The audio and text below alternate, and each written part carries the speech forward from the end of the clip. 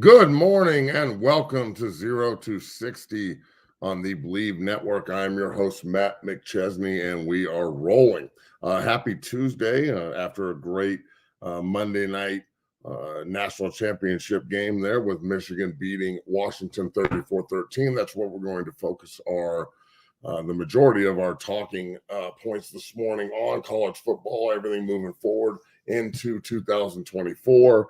We've got a little CU Buffs talk, anything and all comments and questions that you have out there. If anybody wants to jump in and ask questions, please let me know as we are rolling here on 0 to 60. As always, the 0 to 60 is brought to you by our good friends at Bet Online. Bet Online does a great job supporting this show. They are our title sponsor. Remember, you can go on Bet Online and use the promo code BLEAV, that's BLEAV, to get a 50% bonus back on your first deposit, so you can go bet responsibly and make some money and get some dubs.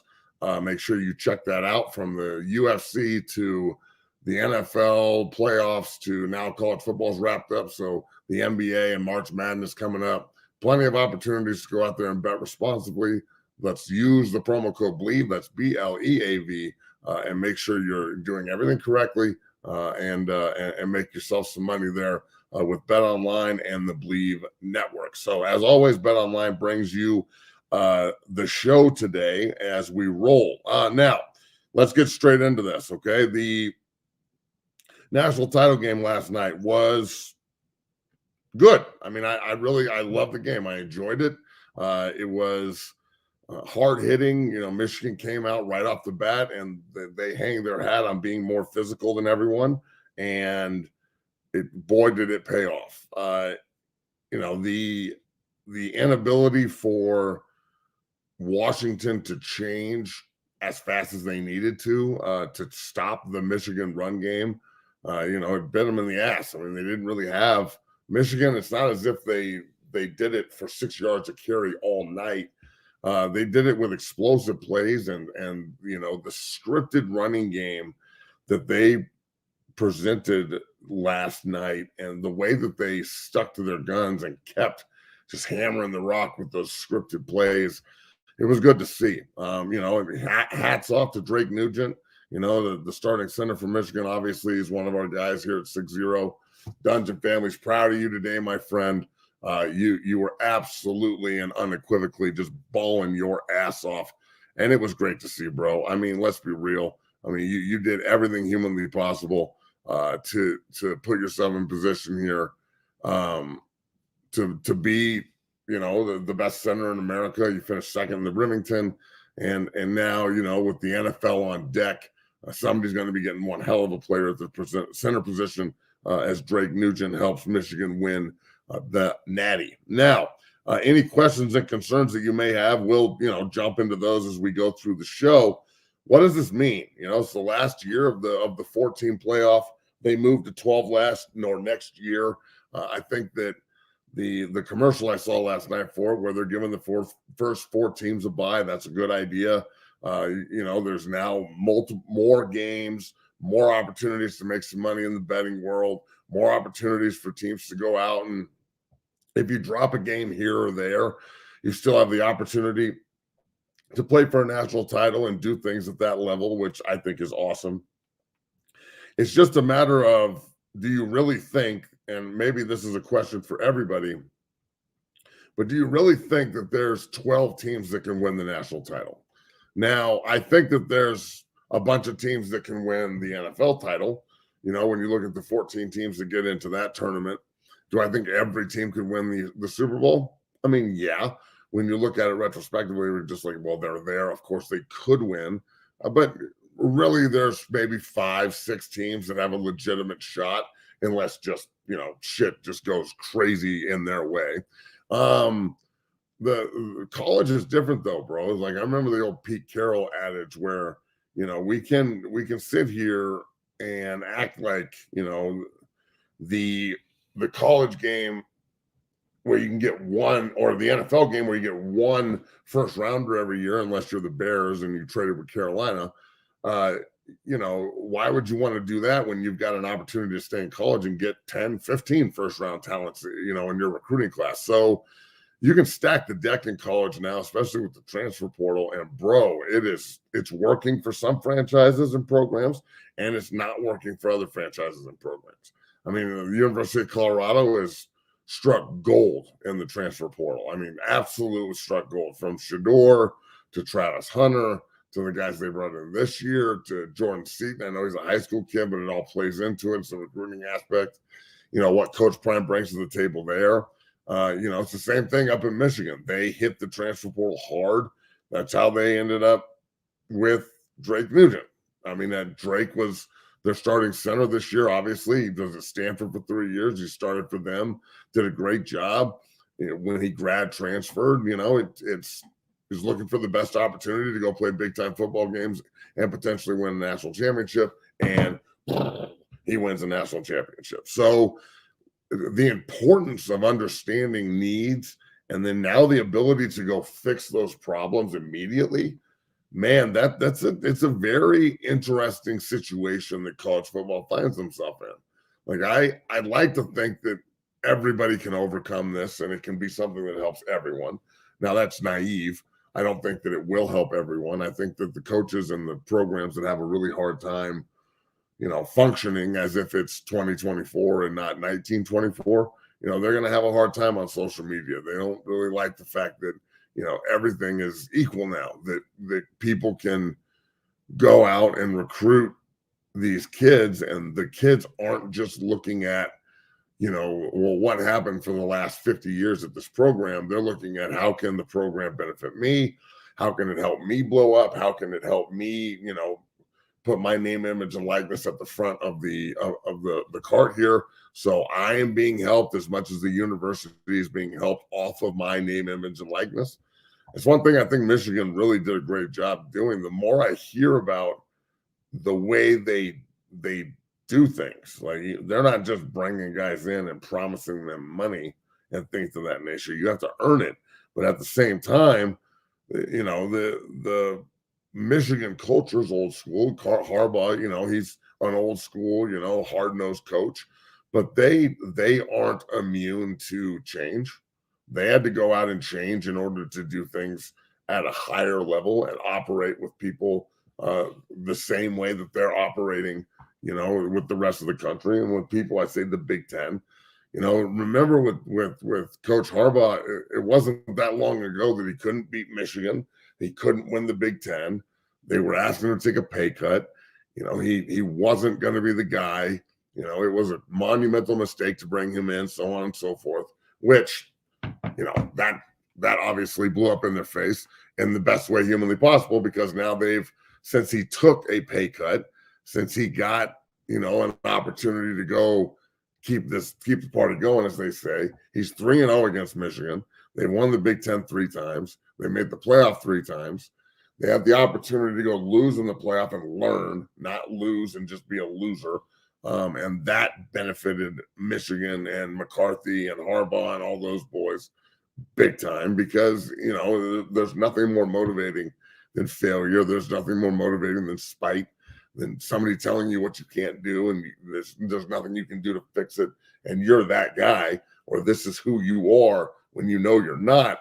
It puts people in the target, and the whole country's on the target for Michigan. I mean, they've been wearing damn shirts all year that say Michigan against everybody, and that's how you rally, and that's how you beat people and beat programs that think that the fastest way to beat you is to talk about it rather than be about it. See, this is the thing, is there's so many programs out here that know they can't go in between the lines of Michigan. They know they can't line up in between the 50s and assault this football team and beat them the way that they beat people, by playing the game. So that means that the media and, the college football community and other coaches and so on and so forth, they in turn have to go out and try and beat down Michigan with words and accusations, and Harbaugh about this kid a cheeseburger, so let's suspend him for 3 games. And then this happened and that happened, and let's suspend him more. And they're trying to like tear the program down because they know they can't beat him on the field. So that situation this year, I talked about this constantly, but it's I'm telling you, man, this entire situation here is the media. If you're a hater of the Michigan Wolverines and you did not want them to win, okay, that's fine. That's your call. But all you did was rally this group around themselves. They wanted nothing more, nothing, absolutely nothing, than to go out and annihilate this team the other night, annihilate everybody they played, because so many folks and so many pundits and so many coaches and players around the country have told them what they can't do and that they couldn't do it, and that they're cheaters and there's going to be an asterisk next to their name and so on and so forth. And I'm telling you, nothing is more motivating than everybody telling you what you are when you know you're not, or telling you how to do things when you know you're doing them right, and then doubling down on that and letting the entire country know, in their opinion, that you're a piece of shit, and that like Michigan is wrong and they have low character and they're cheaters. And that just, I love the fact that it rallied the team, and that the Michigan versus everybody shirts and everything that I've heard, from Coach Moore, who, if Coach Harbaugh leaves, and we'll talk about that here in a second, if he does end up leaving, I think that, Coach Sharon Moore is already there. I don't know why he wouldn't be the next head coach of Michigan. The players love him to death. He's been a great coach for them, filling in for Coach Harbaugh when Coach was suspended. So that is what it is. Remember to go on, like and subscribe. Make sure you check out everything we do here at 60 Academy. Get yourself a shirt, these hoodies, and all the shirts that we had a bunch sell during Christmas. People out there looking good right now. Make sure you go and check out Bet Online. They're our title sponsor. Everything that we do here, we need you to go like, subscribe, get yourself a t-shirt. But if you do like the stream, subscribe on YouTube, get yourself, locked in here to the 0 to 60 family, so everything you see and everything you hear comes up on your phone when we're doing stuff. So stuff and things. We'll have Drake Nugent, who just won a natty with Michigan, on later this week, either on Thursday or Friday, to talk about this incredible experience and everything he experienced over the year that he was at Ann Arbor, and winning a national title. The relation between going from Stanford, which is a quality program, not trying to dog them, but they don't give a shit there. I mean, their stadium, the Farm, is, I guess it's nice. I've been to one game. It was a conference game against Arizona. There were 15 people there, and half of them were the band. And I'm not being sarcastic. Like, I'm being a little sarcastic, but maybe 1,000 people. So that's, when you're talking about environments and why guys want to go play certain places, that was high on his list. We'll talk to him about all that. Why Michigan was number one, and in turn, they end up being number one. Thank you to everybody that's in the feed right now. Make sure you subscribe and pound that like button. Your support is unwavering, and we sure do appreciate all of the support.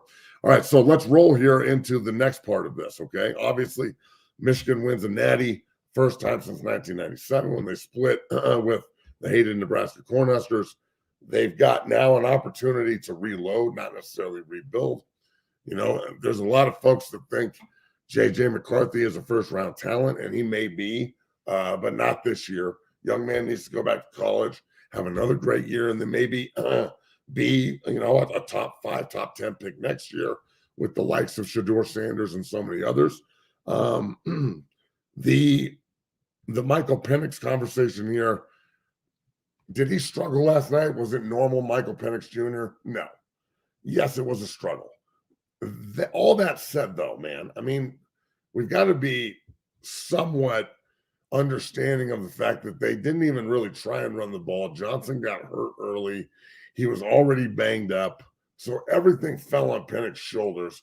And I don't think that it is necessarily a good, example of what he is. unless you're looking at it from the fact that he's injury prone. Now, he got hurt last night. He's been injury prone in his career. That's something that is extremely concerning to me if I'm a general manager. So if I'm a GM and I'm trying to put together a football team and it's Penix against, let's say, Drake May, and Drake, just hypothetical, doesn't have the same kind of crazy injury history that Penix has. Well, that's going to be a massive factor on who we want to lead the franchise moving forward.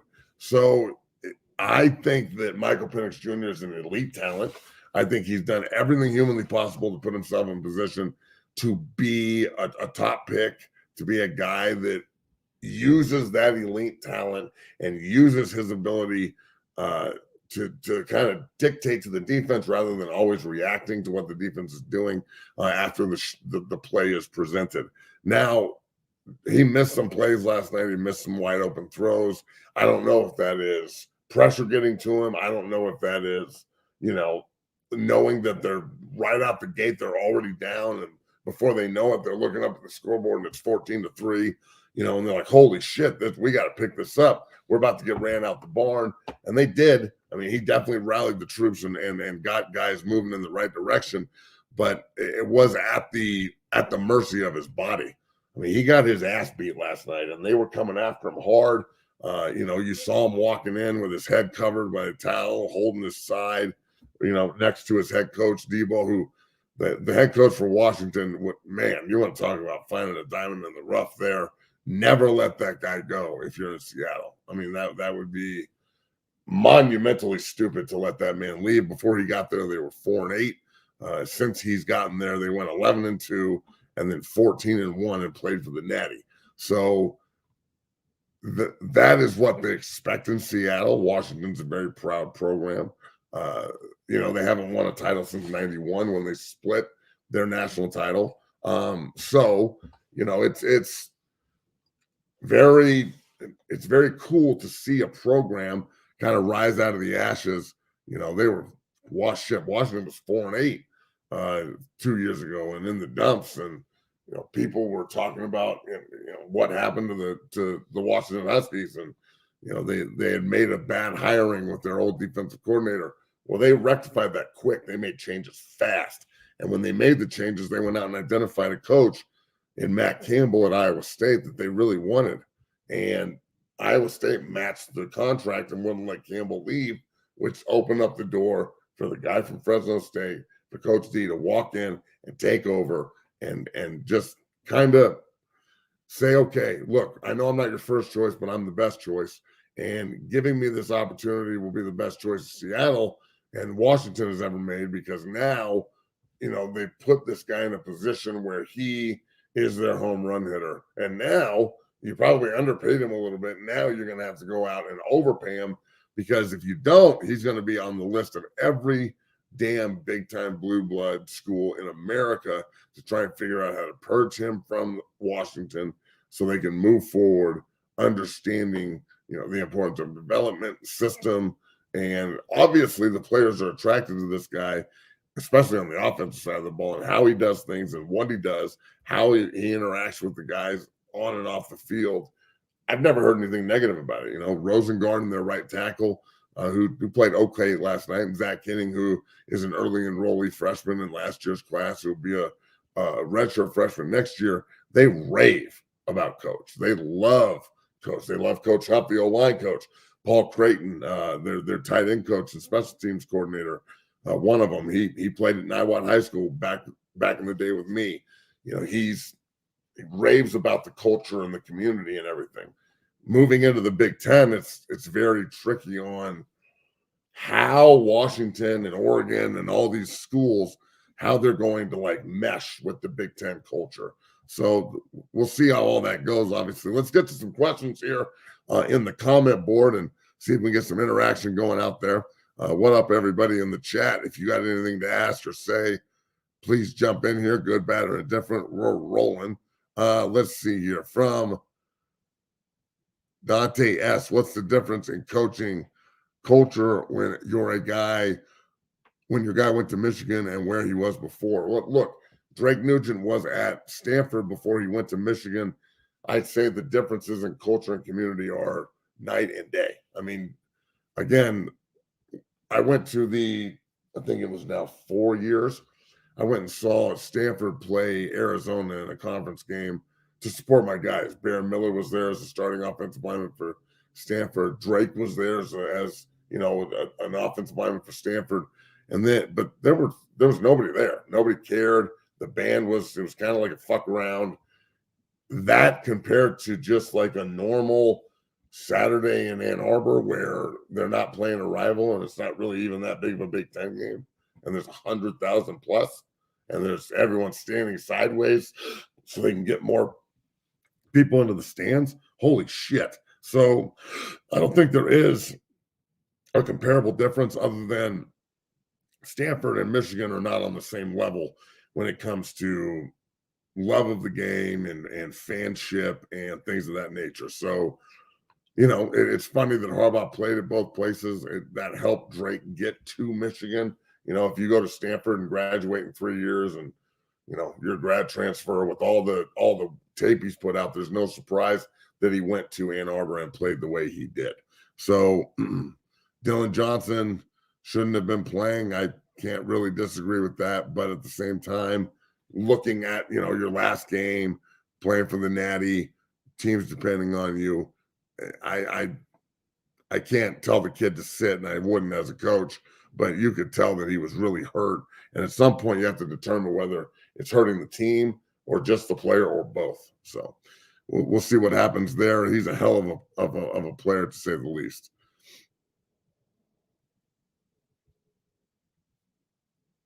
All right, so let's see here. From Mike's Bad Knees. I got bad knees too, Mike. Shit. It seemed Michigan was able to get so much pressure last night with just the front four. Would you say that was the difference in the game? Yeah, bro, I would. I think 78 Green, the big three technique for Michigan, and then Graham 55, who's not even eligible for the draft yet. I mean, Graham is an absolute monster as well. Both those guys were all over the field, sideline to sideline. Green is an extremely intriguing talent because he's so big, but he chases the ball like a linebacker. Like, as an ex-defensive lineman, I really value that in defensive lineman. I want my guys to turn and chase the ball with a fury. And bro, he was on one. I mean, it was awesome watching a big dude run like that. There's nothing cooler than watching a big guy turn and chase the rock and put himself in a position to make a huge play because of his effort, because of his ability and his want. That's the thing, is everyone's watching you. If you turn and watch, you need to buy a ticket. You're a fan. But if you turn and run, bro, there's no such thing as luck in football. If you're fortuitous on the field, it's because you put yourself in a position to go out there and be lucky. DZA Digital, I know you're just talking shit here because this isn't true. I seen that dude Nugent get bullied multiple times last night. What do you mean, like the last play of the game where he knocked the nose tackle off 7 yards and then they scored? DZA, you're just trolling today, and I thought I'd give you a little bit of love for being the troll you are. Sit under your bridge and keep talking that shit. You know that's not true. So look, moving in now to the offseason in 2024. The schedule coming up for the Colorado Buffaloes. The schedule coming up for all of these teams as they move into the next stage here. The 10-year bubble of the college football playoff and, the 14 playoff. Was the 14 playoff a success? Was the 14 playoff better than the BCS? I think it was better than the BCS. Maybe. I got to think about that, man. What do you think, chat? Was it better than the BCS? I mean, I was on a team in 01 that I thought got totally screwed out of the opportunity to play Miami for the national title. Not saying we would have won. That's the best college football team I've ever seen. But I'm telling you, it'd be nice to go out and settle it on the field. I'm torn on this a little bit because the BCS was a scam. Yeah. And that was essentially just like, God, what do I have to do to get into the first or second seed so I can play for Natty? In '04, they also screwed over an undefeated SEC champion in Auburn who didn't get to go play for the national title. So, both of those systems have that in common, where people are out there trying to manipulate the system in order to get somebody in to a game. The thing about the 12 team that I love is, well, we don't have to manipulate anything anymore. I don't care about the 13 seed. It's the manipulation of the idea doesn't need to happen anymore because it's now being worked on the field. So again, I think the 12 is the best way to go moving forward. But at the same time, it's not surprising to me that both the BCS and the 4-team playoff had significant problems. When you have 5 major conferences and you only have 4 spots, well, there's a huge issue right off the bat. And then when you let computers dictate everything, there's a huge issue off the bat with that too. So hopefully that they can figure this out. And moving into the 12 team, we can stop talking about teams that got screwed or how the system doesn't work, so on and so forth. This opportunity that lays at the feet of college football coaches, college football as a whole, and the players. The opportunity is better now with 12 teams. There's more games, and I'm so fucking excited about all of this. I really don't know what to do with myself. So I think next year, obviously from a selfish perspective, I think that CU is going to be a playoff team. Their schedule, looking at it right now, just to talk about it quickly before we get off for the day here, they have not released like the schedule for the season yet. But when you're looking at home opponents, they play North Dakota State at home to open the season. I don't know who scheduled that game, but that one scares the shit out of me because they're in the business of beating people they're not supposed to beat. Not saying it will happen, but damn. They play Baylor at home, Cincinnati, Kansas State, and Oklahoma State, and Utah all at home. Their road games are CSU, which will be a home game. And I'm challenging everybody, all CU fans, all CU faithful, get your asses up to Canvas, buy tickets, and go in there rocking your Buff gear proud and take over Canvas and make CSU's home opener our opener. At Nebraska, the last time we went there was a Laviska Shenault catch over the shoulder to win the game in the corner. That was a hell of a game. The last 3 meetings, Nebraska's 0-3 against CU, so I know that they're going to try and rectify that, to say the least. Arizona on the road, which was a heartbreaker last year. UCF. The Colorado Buffaloes are now in a conference with a team in Florida. So Coach Prime has roots in Florida. That is not the place you want to go compete with him for recruits. So this is a massive opportunity for CU to go down to UCF to really assault the recruiting grounds down there and get the guys ready to play at that level as they move into the Big 12. Kansas and then Texas Tech, 2 old school, Big 12 rivals. In Lawrence, they're redoing that whole stadium. So I think that game's going to be in Arrowhead. And then Texas Tech, Lubbock has a lot in common with Afghanistan, for God's sakes. Beautiful town, let me tell you. But it is a football town, and they do give a shit. So we'll see what happens there. But a very interesting schedule for CU on top of all the conference realignment change all over the country with teams moving everywhere. There's going to be new rivalries established, new opportunities for teams to maybe stumble and stub a toe and still chase the objective goal that they have at the end, for sure. So let's ask a couple more questions, and then we'll get out of here for the day. We'll be back on Thursday here on 0 to 60 on the Believe Network. I'm your host, Matt McChesney, as always. So make sure that you go in and check all of that out. Trying to run these comments and the show is impossible, but we'll figure it out. All right. Let's see here.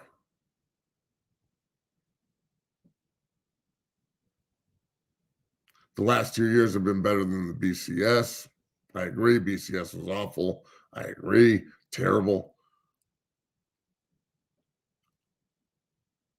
With the 12-team playoff, there's no more waiting a month to watch games. That's also true, and something that I think, I don't know why it took them so long to figure that out back in the day, but I'll tell you, I'm glad that they did.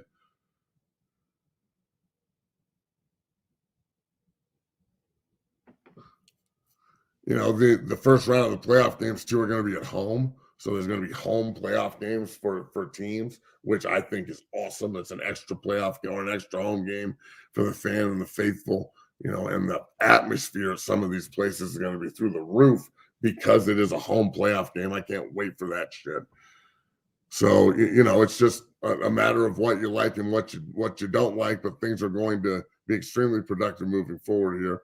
Appreciate this. Hard work. Please get the lights up. Matt is dropping knowledge. Appreciate that. If you want to pound the like button and subscribe, I would appreciate it. We are off tomorrow. We'll be back Thursday and Friday to preview the National Football League and so much more.